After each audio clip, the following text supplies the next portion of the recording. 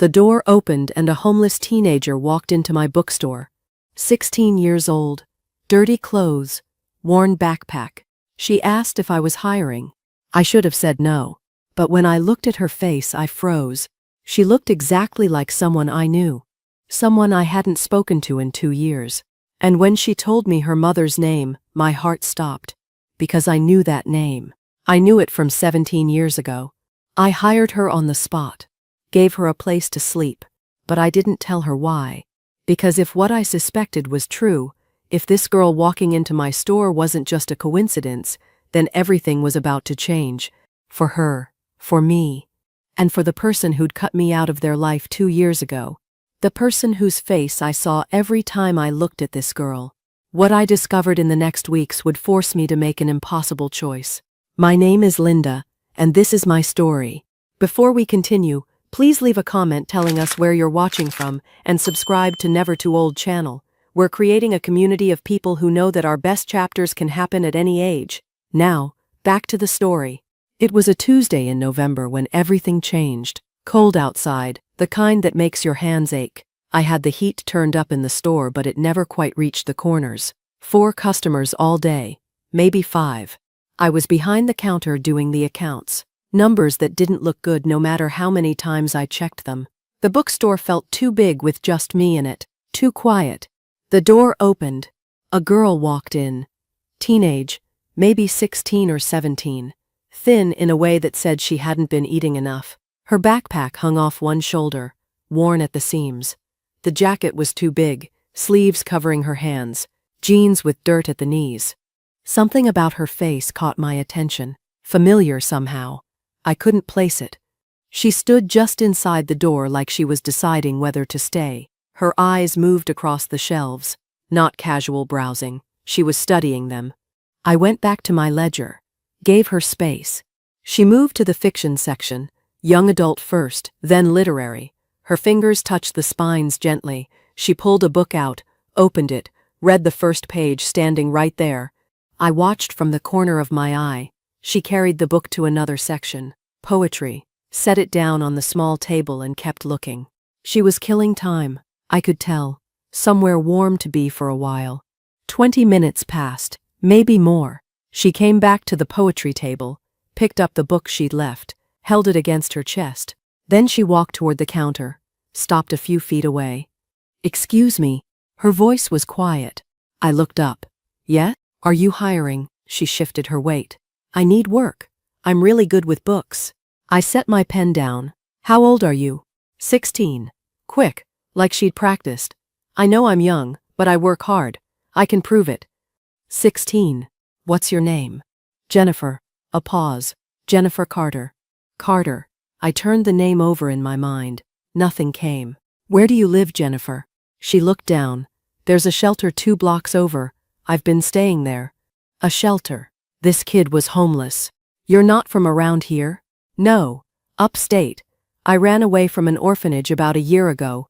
An orphanage, 16 years old, and already this much life behind her. "What about your parents?" She was quiet. "My mom died when I was 12. Her voice got smaller. "My dad died before I was born. That's what my mom told me." I watched her face. The way she said it. Like she'd repeated those words so many times they didn't hurt anymore. "I'm sorry," I said. She nodded. "Thank you. What was your mother's name?"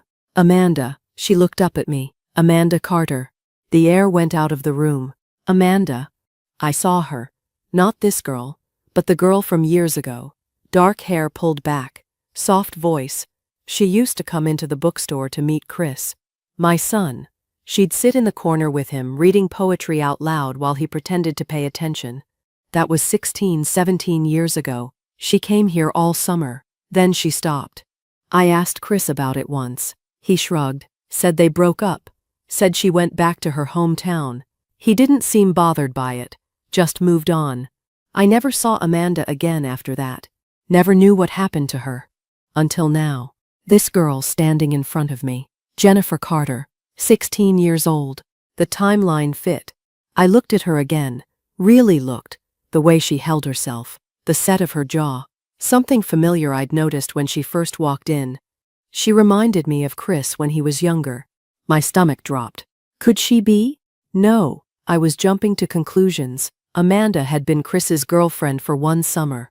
That didn't mean anything. Plenty of girls are named Jennifer. Plenty of last names are Carter. But 16 years old, Amanda's daughter. And that face. I needed to think, needed to figure this out before I did anything stupid. Can I ask you something? Jennifer said. Of course. Do you really have a job? Or were you just being nice?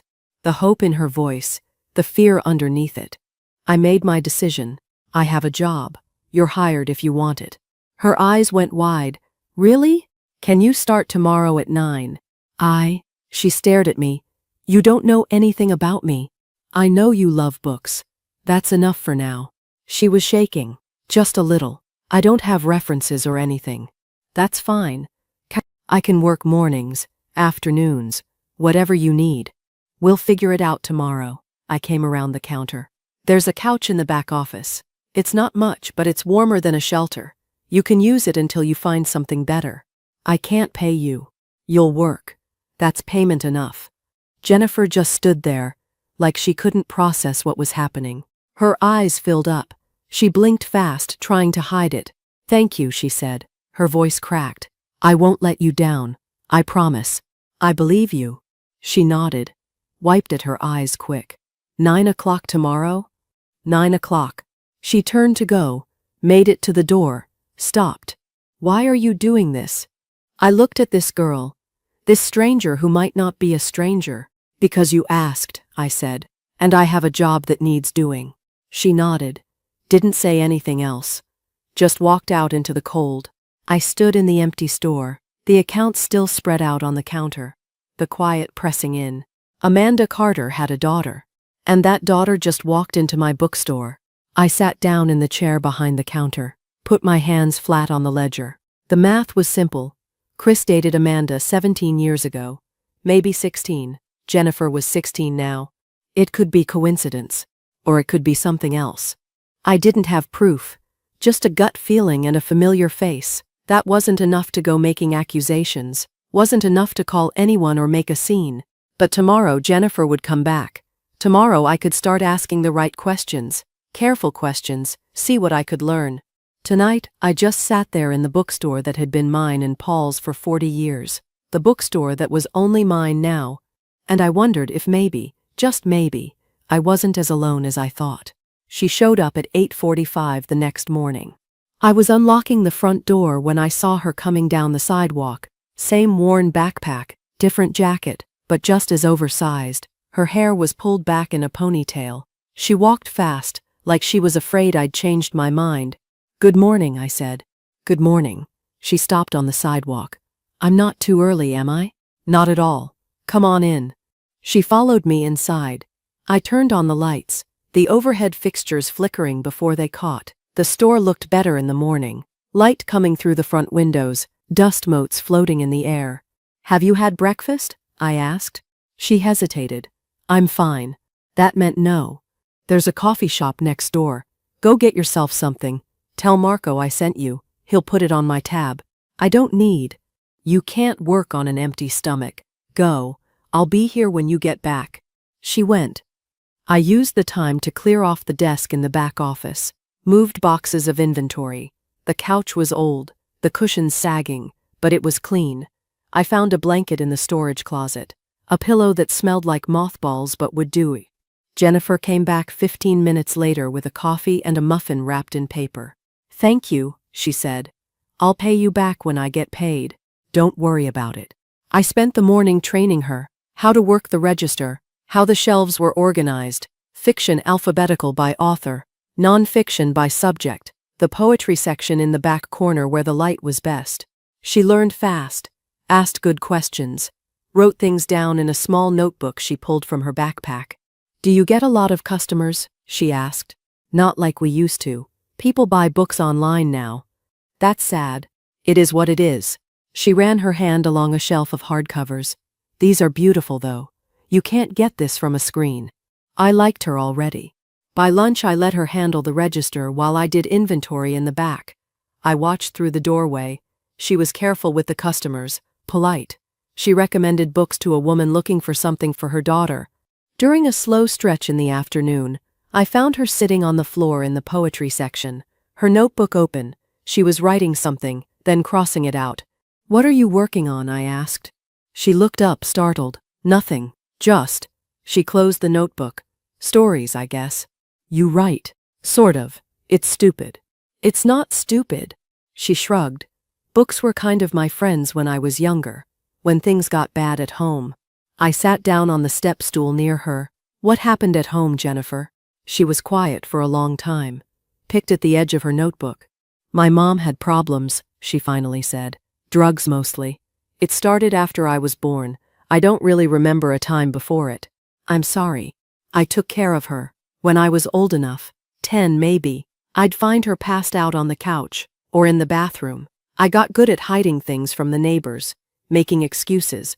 She said it flat, like she was reading from a list. "That's a lot for a kid to handle."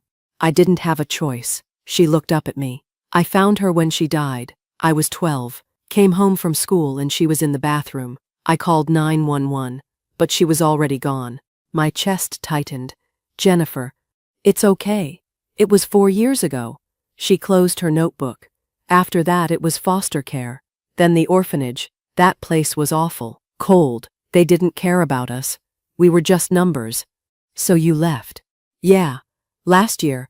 I turned 15, and I just walked out. Been on my own since." She said it like it was simple, like being homeless at 15 was just another thing that happened. I understood loss. I understood loneliness. It hit me then. Sitting on that step stool in the poetry section, Jennifer's story settling into my bones. I'd been alone too. 2 years ago, my world fell apart. Paul died on a Thursday morning. Heart attack. Sudden. No warning. I woke up and he was already gone in the bed next to me. Just gone. We'd been married 40 years. Built this bookstore together from nothing. It was ours. Every shelf. Every book. Every creak in the floorboards. The funeral was small. Paul didn't have much family left. Chris came. My son. But he stayed in the back. Spent half the service on his phone. Left right after without saying much. I spent 3 months in a fog. Running the store because I didn't know what else to do. The apartment upstairs felt too big without Paul. The silence pressed down on everything. Then Chris showed up one afternoon. He had a business plan, subscription boxes, curated products for young professionals. He needed $350,000 to get started. He wanted me to sell Williams' bookstore. "Think about it, Mom," he said. "This place barely breaks even. You're working yourself to death for what? Dad's gone. You don't need to keep doing this." I stared at him. "This store is all I have left of your father. It's a building. It's inventory. Dad wouldn't want you struggling. I'm not selling." His face changed. Got hard. "You're choosing this over helping your own son?" "I'm not choosing anything. I'm keeping what your father and I built. Dusty books over your son's future." "Got it." "Chris, forget it." He stood up, grabbed his coat. "Don't expect me to be around to watch you struggle. I'm done." He left, didn't call, didn't visit. 2 years of silence. I lost Paul, then I lost Chris by his own choice. I ended up completely alone, just like Jennifer. We'd both lost the people we loved. Both ended up with nobody. I looked at her sitting there on the floor.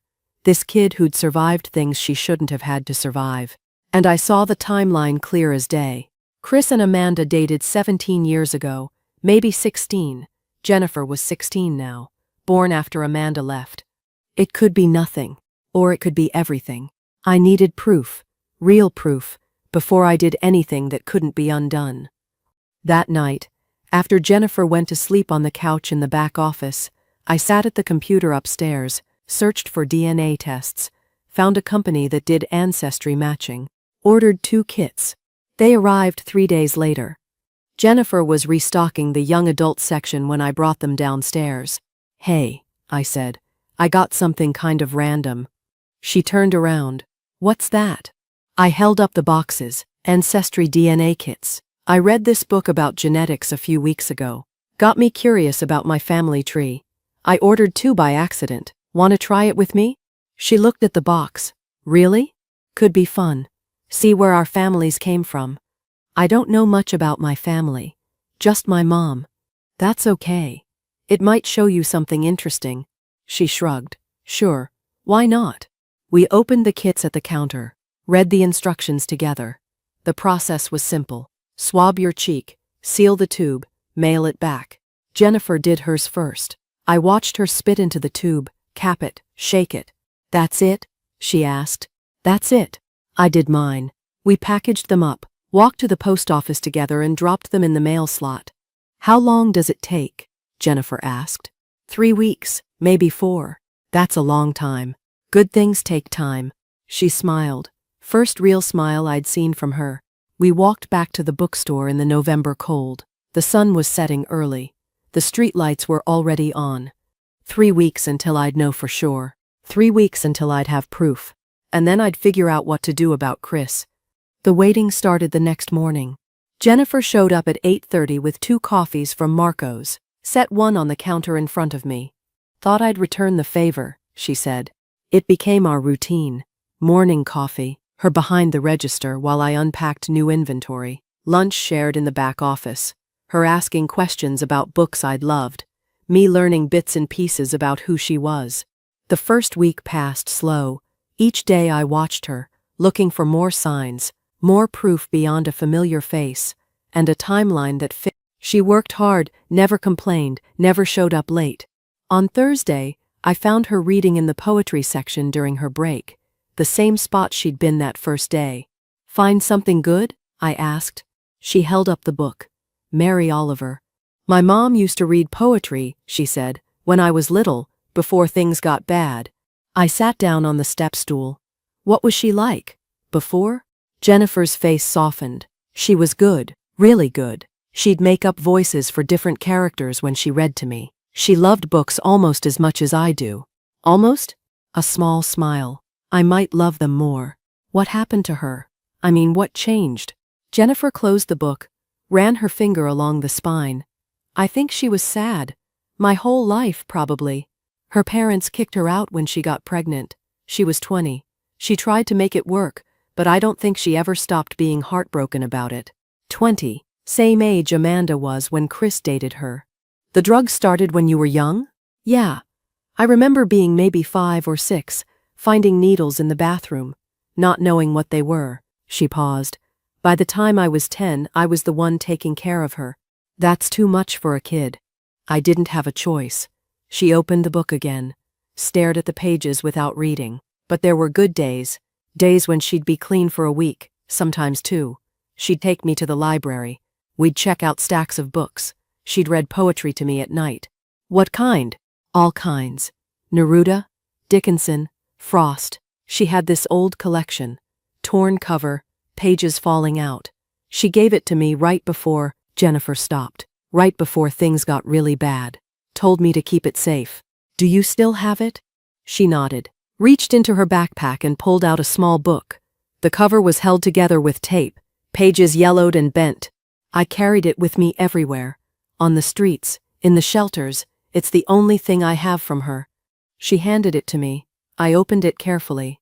Inside the front cover, written in faded ink, "For my Jennifer, love finds a way, Mom." My throat tightened. This is beautiful. She wrote that when I was 11, a few months before she died. Jennifer took the book back, held it close. Sometimes I read it and tried to remember her voice, the way she'd emphasize certain words, make them sound like music. Is that why you write? To remember her? Kind of. She put the book away. I write the version of her I wish I'd had. The mom who stayed clean, who took care of me instead of the other way around. It's stupid. It's not stupid, it's survival. She looked at me. That's exactly what it is. The second week, Jennifer suggested we reorganize the young adult section. It's popular right now, she said. If we move it to the front window, more people might come in.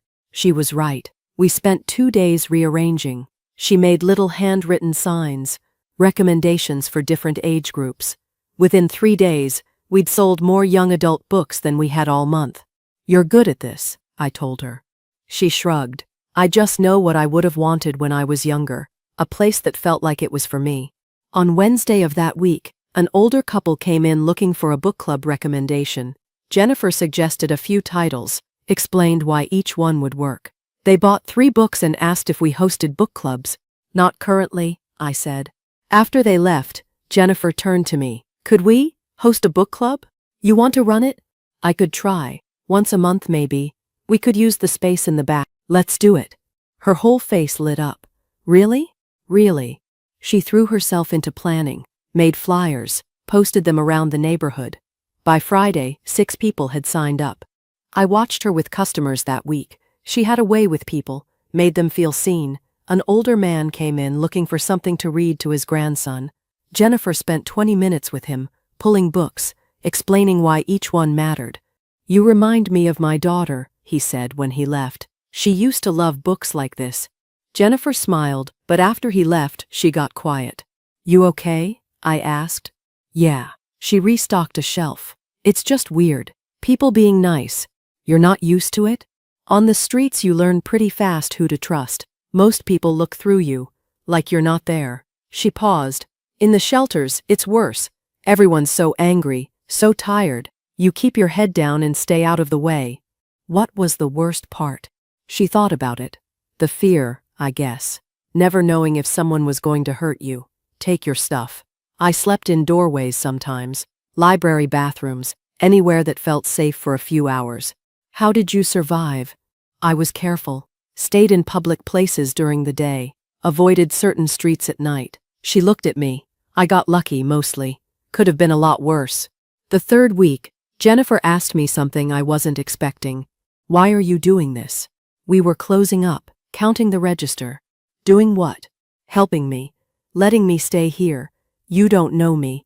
I'm getting to know you. But why? Most people would have said no, sent me back to the shelter. I stopped counting. Looked at her. Do you want the truth? Always. I was alone for a long time before you walked in here. This store felt empty. I felt empty. I folded a $20 bill, added it to the stack. You reminded me what this place was supposed to be. A place where people who love books can find each other. She was quiet for a moment. I keep waiting for you to change your mind, tell me to leave. I'm not going to do that. People always leave, or I leave, that's how it works. Not this time. She nodded, didn't look convinced. That weekend I started checking the DNA website, multiple times a day, refreshing my email every 15 minutes. The results posted on a Monday morning, 3 weeks and 2 days after we'd mailed the samples. I saw the notification on my phone while Jennifer was restocking the mystery section. My hands shook when I opened my laptop. There it was, clear as day. Granddaughter match, Jennifer Carter. I stared at the screen, read it again. She was Chris's daughter. I printed the results. My printer jammed twice before it worked. Jennifer? My voice sounded strange. She came around the corner. Yeah? Can you come here for a second? She walked over, looked at my face. What's wrong? The DNA results are in. Oh, she brightened. What'd we get? I pulled up the website on the laptop, turned it toward her. Look at this. She leaned in, read the screen. Her face changed. Confused first, then shocked. Grandmother match? She looked at me. I don't understand. How is this possible? I took a breath. I have a son. His name is Chris. He's 38. She stared. 17 years ago, he dated your mother, Amanda Carter. That summer, she used to come here to meet him. Then she left. Went back to her hometown. I never saw her again. Jennifer's mouth opened, closed. You're saying? He's your father. But my mom said he was dead. She lied, probably to protect you. Jennifer sat down hard in the desk chair. I have a father. Yes. He's alive. Yes. She looked up at me, tears in her eyes. Do you think he knows about me? I don't know. But I'm going to find out. When? Soon. I need to talk to him first. Before, I stopped. I need to give him a chance to do the right thing. What if he doesn't want me? The fear in her voice, the hope underneath it. Then he's a fool, I said, and you still have me. She wiped her eyes, looked at the screen again. We're really family? We're really family. She started crying then. Real crying. the kind that comes from somewhere deep. I put my arms around her and let her cry into my shoulder. My granddaughter. I had a granddaughter. That afternoon, I waited until Jennifer went to lunch before I made the call. My phone sat on the counter in front of me. Chris's number still saved. 2 years since I'd used it. I picked it up, put it down, picked it up again. What was I supposed to say? Your daughter is here. The one you didn't know existed. Actually, maybe you did know. Maybe you knew and never cared. I dialed before I could talk myself out of it. It rang 4 times. I almost hung up. Mom? His voice, same as always, impatient. Chris, I need you to come to the bookstore. Silence on the other end. Why? I need to talk to you about something. In person. I'm busy. It's important. So tell me now. I gripped the phone. Do you remember Amanda Carter? Another silence. Longer this time. What? Amanda Carter. You dated her. 17 years ago. Why are you? He stopped. Why are you bringing her up? Just come to the bookstore. Today if you can. Mom, I don't have time for. Make time. My voice came out harder than I meant. This isn't something we can do over the phone. He sighed, heavy and annoyed. Fine, I can be there at 4. 4 works. He hung up without saying goodbye. I stood there holding the phone. My hands were shaking. Jennifer came back 20 minutes later with a sandwich from the deli down the street. You okay? She asked. You look pale. I called him. She set the sandwich down. And, he's coming at 4. Her face went through about 10 emotions at once. Hope, fear, excitement, dread. Should I be here? She asked.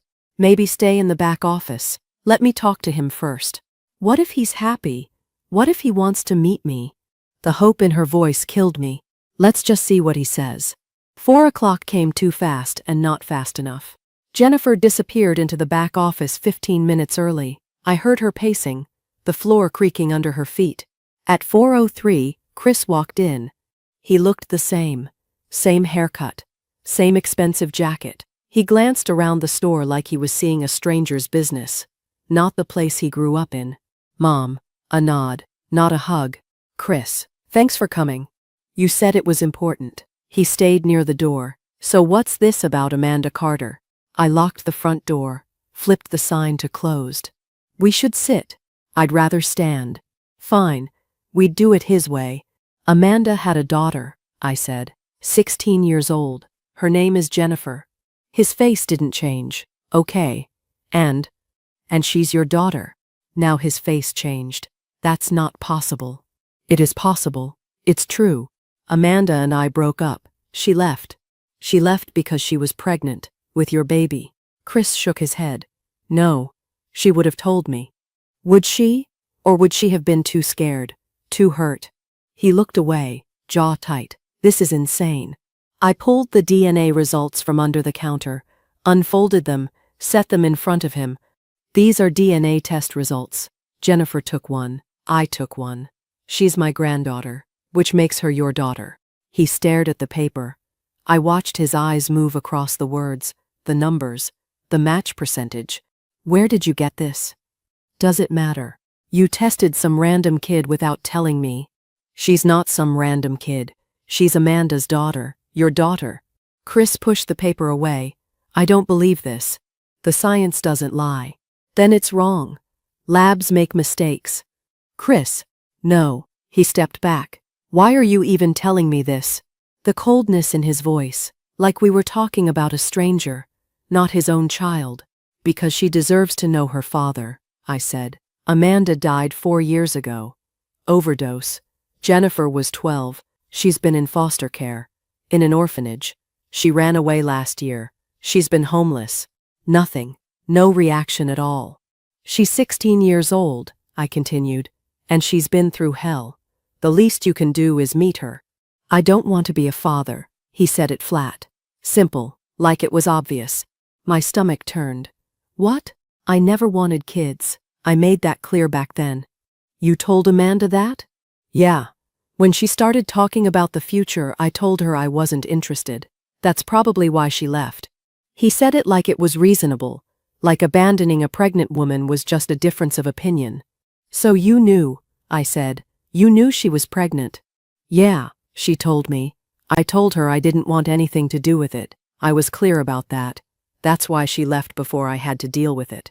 Deal with it. Like Jennifer was a problem to solve. She's a person, Chris. A kid. Your kid. I have my own life. He crossed his arms. I'm not doing this. You won't even meet her. No. She's right here, in this store, working for me. His eyes flicked toward the back, then back to me. I don't care.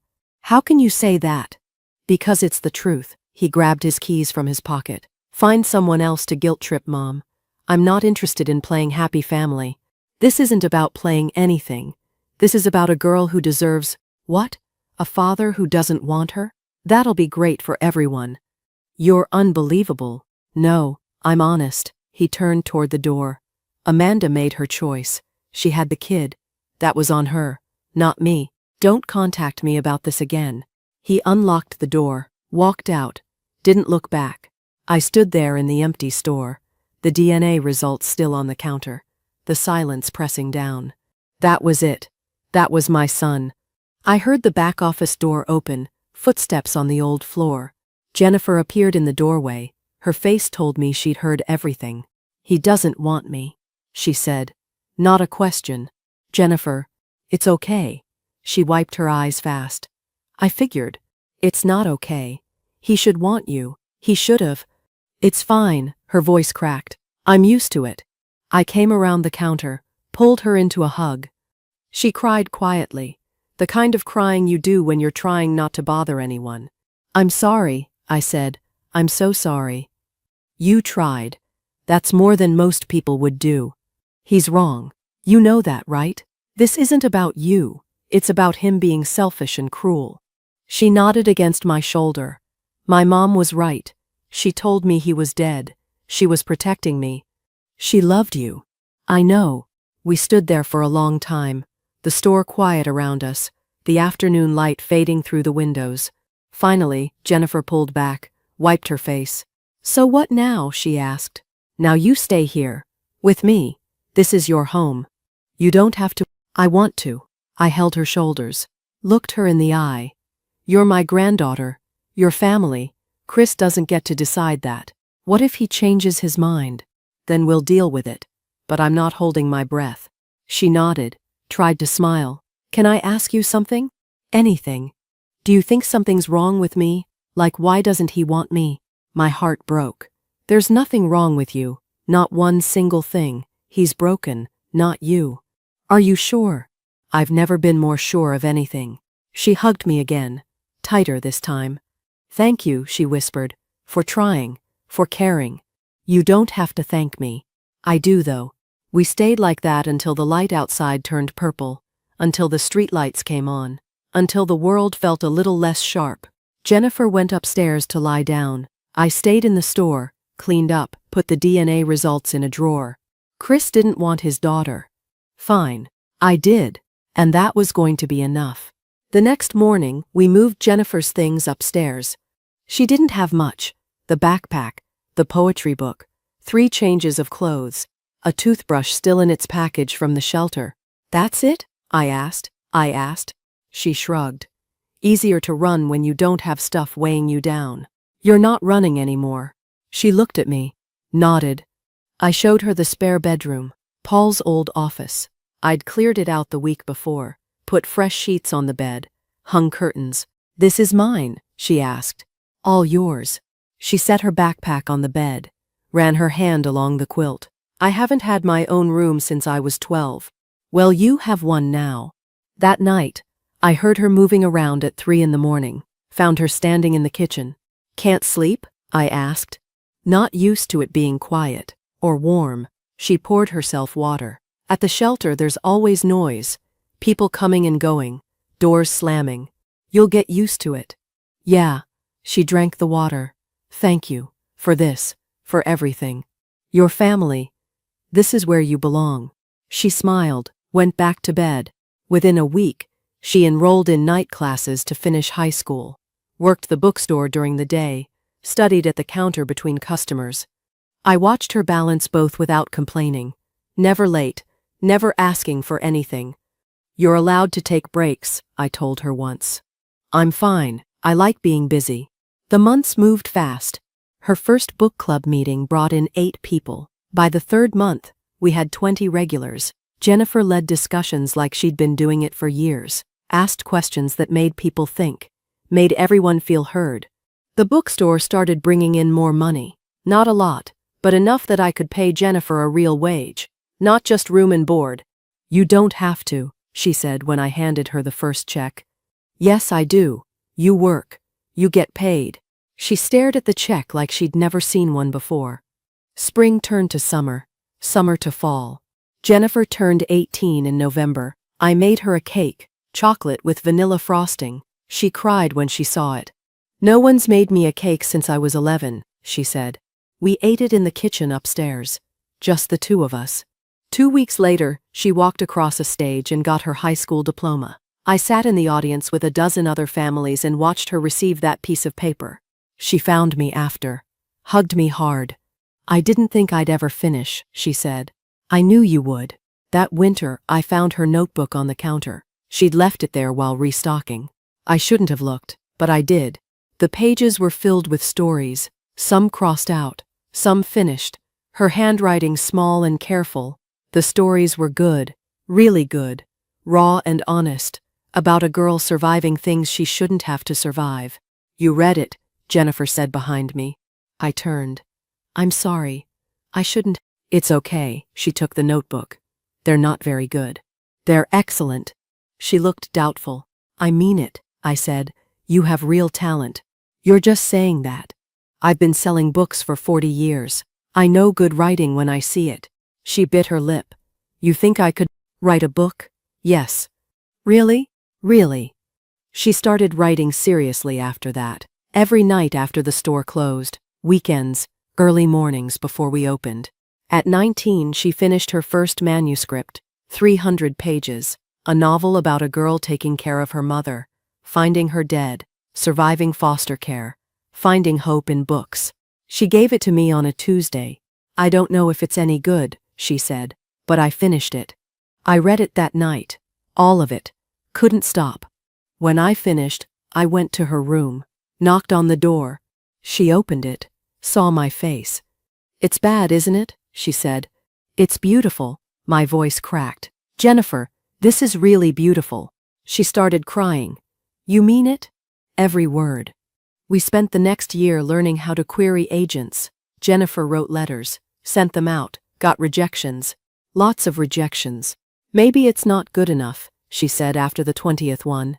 It's good enough. You just haven't found the right person yet. She kept trying. The bookstore kept growing.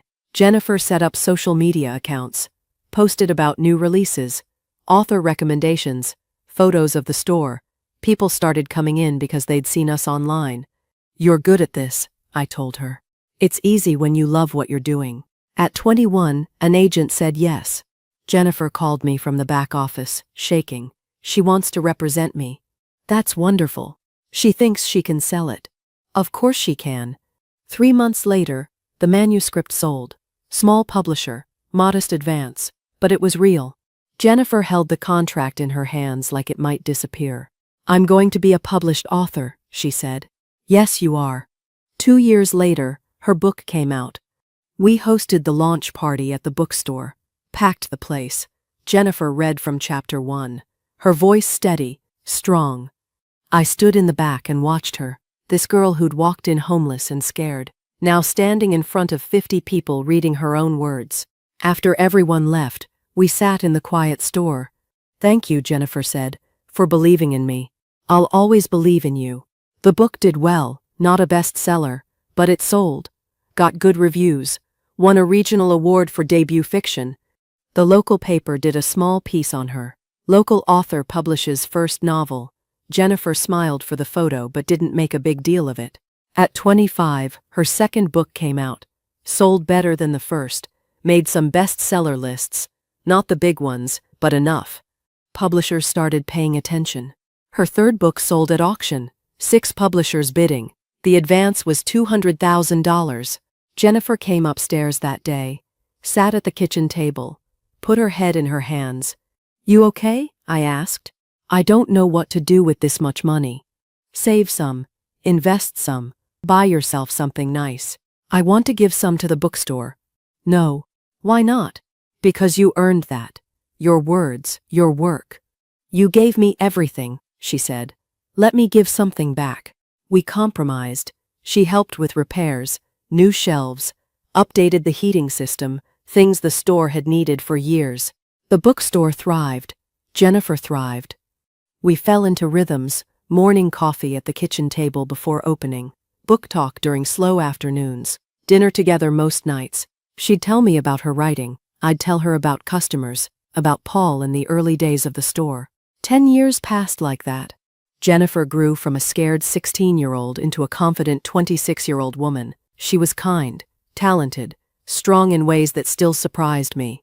But sometimes I'd catch her staring out the window, a look on her face I recognized.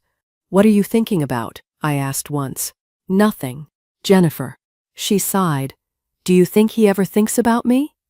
Chris. Always Chris in the background. I don't know. I wonder what it would be like, having a father. You don't need him. I know. But sometimes she trailed off. Never mind. You're allowed to want that. It's stupid. It's human. She never brought it up again, but I knew it was there, that ache for something she'd never had. We'd built something good together, something real, but part of her still carried that wound, the father who didn't want her. I hoped time would heal it. I was wrong. Things stayed quiet for a few months after that. Jennifer kept writing. The bookstore kept thriving. We had our morning coffee, our evening talks, our life together. I stopped worrying about Chris. He'd made his choice 10 years ago. As far as I knew, he'd forgotten we existed. I should have known better. One morning, Jennifer came down to breakfast with her phone in her hand and a smile on her face.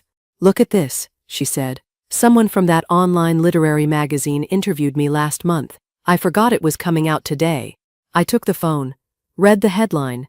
From homeless teen to best-selling author Jennifer Carter's inspiring journey. There was a photo of Jennifer in the bookstore, surrounded by shelves, smiling. The article told her whole story. Amanda, the drugs, finding her mother dead, foster care, the orphanage, running away, a year on the streets, then finding Williams' bookstore, finding me. It mentioned the $200,000 advance, her rising career, how she'd been raised by her grandmother Linda Williams. This is good, I said, but my stomach tightened. They want to do a podcast interview next month, Jennifer said. Isn't that crazy? That's wonderful. She took her phone back, scrolled through comments, people congratulating her, saying her story inspired them. I drank my coffee, tried to ignore the feeling in my gut. The message came 2 days later. Jennifer was restocking the poetry section when her phone buzzed. She pulled it out, stared at the screen. Her face went pale. What is it? I asked. She didn't answer, just kept staring. I walked over. Jennifer. He messaged me. Her voice was barely a whisper. Who? Chris. My father. My blood went cold. What? She held up the phone. I read the message. Hi Jennifer, I'm Chris Williams. I'm your father. Your grandmother told me about you a few years ago, and I wasn't ready then. I was wrong. I've regretted it every day since. I'd like to meet you if you're willing. I'm so sorry. I handed the phone back. Don't answer that. What? Don't answer it. Block him. Why would I block him? Because he wants something. Jennifer's face changed. You don't know that. Yes, I do. He saw that article, saw you're successful. Now he's interested. Maybe he's changed. People like Chris don't change. You don't know him anymore. It's been 10 years. I know him better than anyone. Jennifer put her phone in her pocket. People deserve second chances. Not him. Why? Because he hurt you? Or because he didn't want me? Both. Well, maybe I want to give him a chance anyway. We stared at each other. First real fight we'd ever had. If you do this, I said, he's going to hurt you. Or maybe he's genuinely sorry. Maybe he wants to be in my life. He abandoned you before you were born. And maybe he regrets it. The message says he regrets it. Words are easy, Jennifer. So I shouldn't believe anyone who apologizes. You shouldn't believe him. She turned away. I'm going to answer him. Don't. It's my choice. She walked to the back office, closed the door. I stood there in the poetry section, surrounded by books about love and loss and betrayal. This was going to end badly. I knew it in my bones. The first coffee meeting happened 3 days later. Jennifer came home glowing. He was so nice, she said. He apologized for everything, said he was young and scared, that he's thought about me for years. What else did he say? He asked about my writing, about my books. He seemed really proud. Of course he did. Are you going to see him again? He asked if we could meet next week. Is that okay? You don't need my permission. I know, but I don't want you to be upset. I'm not upset, I was terrified. I just want you to be careful. I will be. The meetings became regular, once a week, then twice. Coffee turned into dinner. Dinner turned into lunch on weekends. Jennifer texted me updates. He's so funny. He told me about his startup ideas. He asked to see my manuscript. I watched from a distance, waited for the other shoe to drop. After a month, Chris started showing up at the bookstore, always when I wasn't there. Jennifer would mention it later. Dad stopped by today. Dad. She was calling him Dad now. What did he want? Just to say hi. He bought a book. One of mine. How nice. You don't like him being around. I don't trust him. You don't trust anyone. That's not true.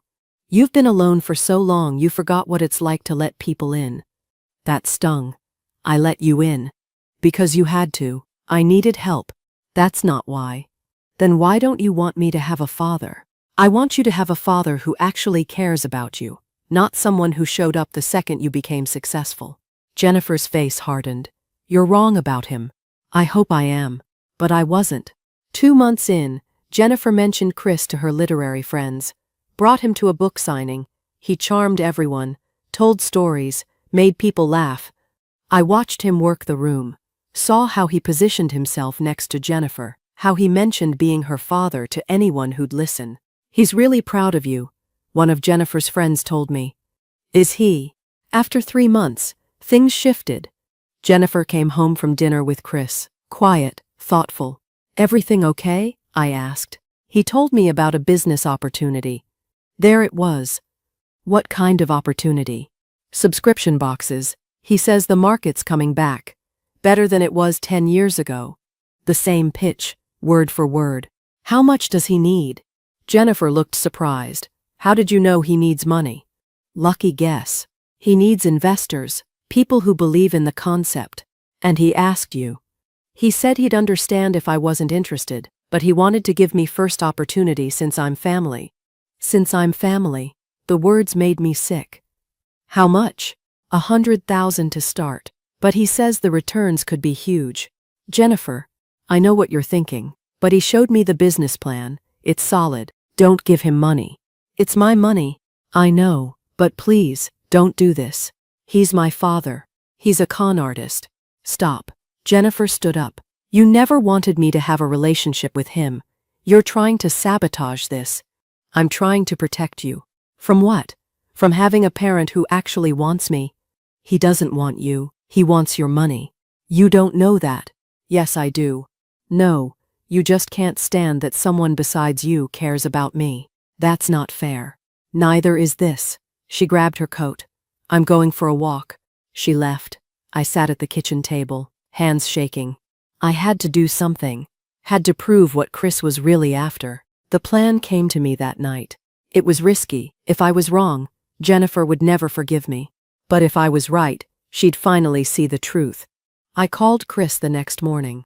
Mom? He sounded surprised. What's going on? I need to talk to you. In person. About what? About Jennifer. And money. Silence. Okay. When? Today. 4 o'clock. The bookstore. I'll be there. I hung up. Texted Jennifer. I need you to trust me. Come to the bookstore at 4:15. Don't come inside. Wait in the back office. Just listen, please. She texted back an hour later. What's this about? Please. Just do this one thing for me. Fine. At 3:45 I closed the store early, locked the front door. Jennifer arrived at 4. I let her in through the back. "What's going on?" she asked. "Chris is coming. I'm going to talk to him. I need you to listen from the back office." "Why?" "Because I need to prove something, and you won't believe me unless you hear it yourself." "This is crazy." "Just listen. That's all I'm asking." She looked at me. "You really think he's using me?" "I know he is. And if you're wrong? Then I'll apologize, to both of you." She went to the back office. Left the door cracked. Chris arrived at 4:03. I let him in, locked the door behind him. "What's this about?" he asked. "Sit down." He sat at one of the reading tables, looked around the store like he was appraising it. "I've been thinking," I said, "about what you said 10 years ago, about selling this place." His eyes sharpened. "Okay. You were right. I'm getting older. This is too much work. So you're ready to sell?" "Maybe. The property's worth more now. 450,000 at least." I watched his face, saw the calculation happening. "That's good," he said carefully. "I'll sell it," I said, "and I'll give you all the money." "What?" "Every penny. $450,000, maybe more if I get a good offer." He leaned forward. "Why would you do that?" "One condition." "What?" "You disappear from Jennifer's life, completely, no contact. Block her number, block her social media, walk away and never come back." Chris stared at me. "You're serious?" "Dead serious. The money's yours if you leave her alone. She's an adult. She can make her own choices." "Then make yours, the bookstore or your daughter." He was quiet for maybe 5 seconds. "Deal." My heart sank. I'd hoped I was wrong. "When do I get the money?" he asked. "I need time to list the property, a few months." "How do I know you'll actually do it? How do I know you'll actually leave?" He smiled. "Cold. I guess we trust each other." "I guess so." I paused, out of curiosity. "Why the yes? Why not fight me on this?" He shrugged. "Be realistic. She'll get over it. She got this far without me. She doesn't really need a father." "She wanted one, though." "Sure. But that's not my problem. And honestly," he looked around, "she's got her books, her writing. That'll keep her busy. Kids don't need as much as people think." "That's your daughter you're talking about." "That's $450,000 you're offering. Actually, with the right agent you could probably get $500,000. Behind him, the back office door opened. Jennifer stepped out. Her face was wet with tears, but her eyes were clear. Chris turned, saw her. His expression didn't change much, just a slight tightening around his mouth. "Hey Jen," he said. "Don't." Her voice was steady. "Don't call me that. Look, this is exactly what it looks like." She walked closer. "You were using me." "I wasn't. You were waiting for me to give you money. The whole time. Every coffee. Every dinner. You were just waiting." "That's not true." "Yes, it is. You said it yourself. I don't really need a father." Chris stood up. "She set this up. She manipulated this whole conversation. She was right about you, the whole time, and I didn't believe her." "Jennifer, come on. You're smarter than this." "Yeah, I am." She crossed her arms. "Get out." "There's no bookstore money, is there?" He looked at me. "No," I said. His face went hard. "This is ridiculous. I never wanted a kid then and I don't need this drama now." He grabbed his jacket. "You two deserve each other. Stuck in this pathetic bookstore playing happy family." He walked to the door, unlocked it, slammed it behind him. Jennifer stood there, shaking. I went to her, put my arms around her. She collapsed, sobbed into my shoulder. "I'm sorry," I said. "I'm so sorry you had to hear that. You were right. You were right about everything. I wish I'd been wrong." I really thought she couldn't finish. "I know. I'm so stupid." "You're not stupid. You wanted a father. That's human." "He never cared."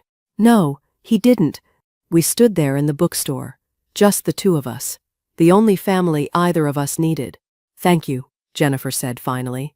"For what?" "For saving me from making a huge mistake. That's what family does." She pulled back, wiped her eyes. "I love you." "I love you too." Outside, the streetlights came on. The world kept turning. But inside William's bookstore, We had everything we needed. A year passed. We didn't hear from Chris, not a word. Jennifer blocked his number, blocked his social media. He was gone from our lives like he'd never been there at all. Good riddance. Jennifer's third novel hit the bestseller lists in the spring, not just the small ones, the big ones. The New York Times, USA Today, her face on displays in bookstores across the country. We celebrated with takeout Chinese food in the apartment, just the two of us, the way we liked it. This is insane, Jennifer said, scrolling through her phone. People are actually reading my book. Of course they are. It's brilliant. She smiled, set the phone down. I'm working on something new. Another novel, a memoir, about us, about the bookstore, about finding family when you least expect it. My throat tightened. Yeah? If that's okay with you. More than okay. She started therapy that summer, twice a week, working through the abandonment, the rejection, all the years of hurt. It helps, she told me once. Talking about it. Good. That's good. Williams Bookstore kept thriving. We hosted more events, book clubs, author readings. Young writers started showing up. Kids from foster care, teenagers who'd aged out of the system, people who reminded me of Jennifer at 16. She mentored them, sat with them in the poetry section, read their work, told them they had talent, gave them hope. You're good at this, I told her. I remember what it felt like, having no one believe in you. At 76, I was still running the store. My hair had gone completely gray. My hands ached in the mornings, but I showed up every day, opened the doors, made the coffee. Jennifer had moved into her own apartment a few blocks away. She decorated it with books, framed covers of her novels on the walls. But she came to the bookstore every morning.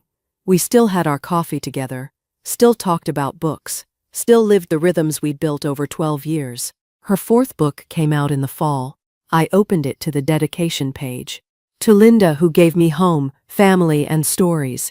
I cried right there at the counter. Didn't even try to hide it. By December, we were planning the Christmas event, Jennifer's latest novel, a reading and signing. We decorated the store. Lights in the windows, garland on the shelves. It looked like something from a movie. The night of the event, people packed the place, standing room only. Customers I'd known for years, new faces who'd discovered us online, young writers Jennifer had mentored, friends from her writing community. Jennifer stood at the front, read from chapter 3, her voice clear and strong. I stood in the back, watched her command the room. This woman who'd walked in 12 years ago with nothing but a worn backpack and a desperate hope. She'd built this, her career, her life, her confidence. After everyone left, we cleaned up, stacked chairs, swept the floor, put the garland back in place. I made tea in the back office, brought out 2 cups. We sat in the reading chairs by the window, the street outside dark except for the streetlights, the store warm and quiet around us. I never thanked you properly, Jennifer said. For what? For that day. When I walked in here, you didn't have to hire me. You didn't have to care. I saw you. That's all. Most people don't see homeless kids. They look away. Well, I'm glad I didn't. Well, me too. She sipped her tea. This store was dying when you got here, you know. I barely had customers. You saved me too, I said. We sat in comfortable silence, the kind that only comes from years of knowing someone, of building a life together one day at a time. Jennifer laughed suddenly. Something she'd read on her phone, the sound filled the store, bounced off the shelves, warmed the corners that used to feel so cold. I looked around, at the books, at the lights in the window, at this girl who'd become a woman, who'd become my family. 12 years ago, I'd been alone, grieving, going through the motions. Then a girl walked in asking for a job. And everything changed. Not because of grand gestures or dramatic moments, but because of coffee in the mornings, books shared in the afternoons, dinner conversations that stretched into evening, small kindnesses that built into something unbreakable. Chris never understood that. He'd been looking for something big, something profitable, something impressive. He'd missed what was right in front of him, his loss. Jennifer set her cup down. I should head home, early morning tomorrow. Okay. She hugged me at the door and said, "Love you." "Love you too." She walked out into the December cold. I watched through the window until she turned the corner. Safe. I locked up, turned off most of the lights, left the window display glowing. Upstairs, the apartment was quiet, but not lonely anymore. Never lonely. I made myself another cup of tea, sat at the kitchen table, looked at the framed photo Jennifer had given me last Christmas, the two of us in the bookstore, both smiling. My granddaughter. My family. Tomorrow she'd be back. We'd have our coffee, talk about books, serve customers, live our ordinary, extraordinary life. So, that's my story. I'd love to hear what you think. Should Jennifer have given Chris a second chance or listened to me from the start? Let me know in the comments and subscribe for more stories like mine.